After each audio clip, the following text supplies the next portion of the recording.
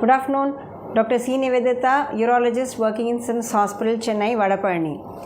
So இன்றைக்கி நம்ம bladder health பற்றி பேச போகிறோம். ஸோ பிளாடருங்கிறது என்னது? சிறுநீர் பை. ஸோ நம்ம பிளாடருங்கிறது கிட்னிலேருந்து வர யூரின் எல்லாமே அது பிடிச்சி நமக்கு வெளியில் ஏற்றும். ஸோ அதனால நமக்கு என்ன பிரயோஜனம்? நம்ம ஆரோக்கியமாக இருக்கலாம். ஏன்னா உடம்புல இருக்கிற அழுக்கு எல்லாமே யூரின் மூலமாக அது வருது அண்ட் அதுதான் வெளியே தள்ளுறது. ஸோ பிளாடர் வந்து ரொம்ப இம்பார்ட்டன்ட் நமக்கு.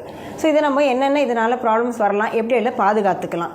மெயின் திங் என்னென்னா, பிளாடரில் வந்து யூரின் வந்தோடனே நீங்கள் யூரின் கொஞ்சம் கரெக்டாக போயிடணும். இது போகாமல் இருந்து இல்லை அடக்கி வச்சு சரியாக போகாமல் இருந்தீங்கன்னா என்னென்ன ப்ராப்ளம்ஸ் வரலாம் அப்படிங்கிறத நம்ம பார்க்கலாம்.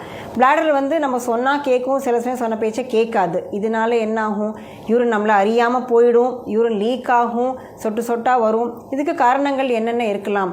யூரின் இன்ஃபெக்ஷன் வரலாம், இல்லை யூரின் கல்னால் இருக்கலாம், ஆண்களில் வயதானதுக்கப்புறம் ப்ராஸ்டேட்டுங்கிற கருவினால் இருக்கலாம், இல்லை பெண்களுக்கு வந்து அடி இறங்கிறது, தீட்டு நின்று போனதுக்கப்புறம் யூரினரி ப்ராப்ளம்ஸ் இருக்கிறதுனால இந்த மாதிரி ப்ராப்ளம்ஸ் வரலாம். ஸோ இதனால் என்னென்ன ஆகும்? நமக்கு நம்மளை அடக்க முடியாமல் யூரின் வரும், சொட்டு சொட்டாக யூரின் போகும். எங்கேயா வெளியில் போகணும்னு நினச்சோன்னா அவசரமாக ஓடி போகிற மாதிரி இருக்கும்.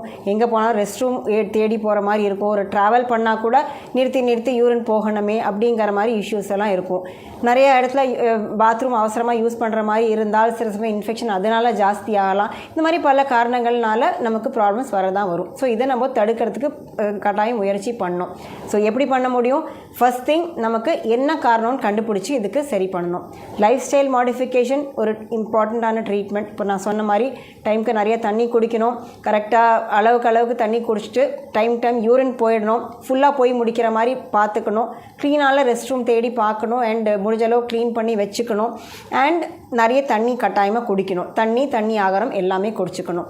அண்ட் வேறு ட்ரீட்மெண்ட்ஸ்லாம் இருக்குது, லைக் லைஃப் ஸ்டைல் மாடிஃபிகேஷன். நான் சொன்ன மாதிரி சில சமயம் பிஹேவியர் ஃபிசியோதெரப்பி மாதிரி கூட தேவைப்படலாம். மருந்து மாத்திரை ஏகப்பட்டது இருக்குது. தேவைப்பட்டால் சர்ஜரியும் இதுக்கு பண்ணலாம். கல்கள் இருந்தால் அதை எடுக்கணும். அந்த சிறுநீரை பிரிவில் அந்த ப்ராஸ்டேட்டுங்கிற கருவி ஜாஸ்தியாக பெருசாக இருந்ததுன்னா அதுக்கு ஆப்ரேஷன் பண்ணணும். அடி இறங்கி இருந்தால் அதுக்கான நம்ம ட்ரீட்மெண்ட் கரெக்டாக பண்ணணும். ஸோ இது எல்லாமே சேர்த்துனா பிளாடர் ஹெல்த்துங்கிறது இம்பார்ட்டன்ட் தெரியுது. பிளாடர் ஹெல்த்தை பார்த்துக்காமல் விட்டோம்னா என்ன ஆகும்? அதுக்கு அடுத்த ஸ்டெப்பு தான் இது. இந்த பிரச்சனை அடுத்து கிட்னி வரைக்கும் போகும். அது இன்னும் மேஜர் பிரச்சனையாக ஆகிடும். ஸோ பிளாடர் ஹெல்த்தை நம்ம சீக்கிரமாக சரி பண்ணி வச்சோன்னா கிட்னிலாம் அஃபெக்ட் ஆகாமல் நம்ம நார்மலாக லைஃப் வாழலாம். ஸோ ஆக்சுவலி இதுக்கு பார்த்தீங்கன்னா ரெண்டு முக்கியமான திங்.